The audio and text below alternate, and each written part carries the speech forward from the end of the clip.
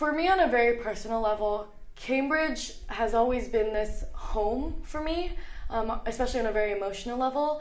At times when I wasn't even sure what that was. You know, I grew up with quite a bit of uncertainty and instability with my family and what our living situation was.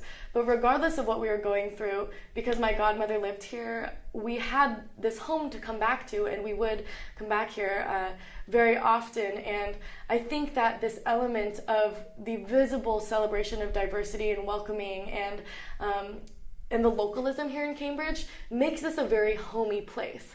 And I think, you know, that's why it attracts so many tourists, because it's the type of city that you want to see and you want to experience, but it doesn't feel far-fetched. It's not a Times Square where you come in and you feel like you're in a different world. It's a city that you visit, and it has this home welcoming feel. And that's what Cambridge means to me. It's creating this sense of home and inclusion, even when people aren't really sure where their home is or what that means to them.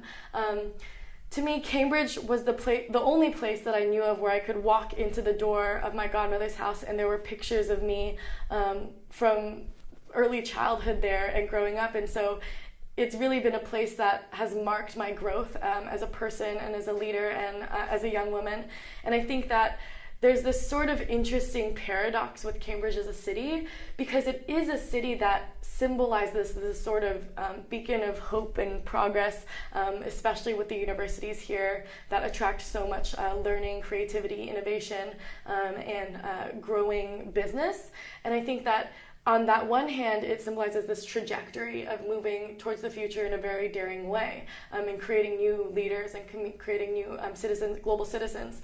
But on the same side, it's a city that, you know, really values and should prioritize even more than they are now, this idea that this is still a very homey place that values owner-operated businesses and residents who've been here all their lives, and prioritizes this being a place that people come to, and they know the restaurants that have been here forever, and they know the stores that have been here forever, and they know, you know, the corner store that's struggling to stay open, but it still is this, like a symbolic place in the neighborhood. And I think that that sense of localism is something that we need to continue to protect, especially as technology is advancing at an exponential rate, especially as students from all over the world are coming in, and this is becoming a more worldly city than it is already now, and continuing to ensure that this concept of home is protected for all residents and all visitors as well.